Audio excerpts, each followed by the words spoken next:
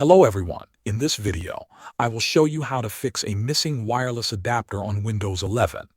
First, right-click on the Windows button, then click on Device Manager. In Device Manager, look for a section called Network Adapters. If you see your wireless adapter there, make sure it is enabled.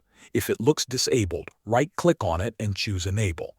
If you do not see the wireless adapter, click on Action at the top and then select Scan for hardware changes. This forces Windows to look for missing devices again. Wait a few seconds and check if the wireless adapter appears. Next, click on View at the top and select Show Hidden Devices.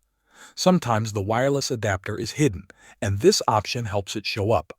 If the adapter appears faded, right-click on it and enable it. If the adapter is still missing, go back to the Start menu and open Settings. Click on Network and Internet, then scroll down and open Advanced Network Settings. Here, click on Network Reset and click Reset Now. This will reset all network settings to the default. Your PC will restart after this, so save your work before continuing. After the restart, open Settings again, go to System, and then go to Troubleshoot. Click on Other Troubleshooters and find Network and Internet. Click Run and let Windows check and fix any network-related problems automatically. Once these steps are done, check if your Wi-Fi option is back and working normally. This method fixes the wireless adapter issue for most Windows 11 users.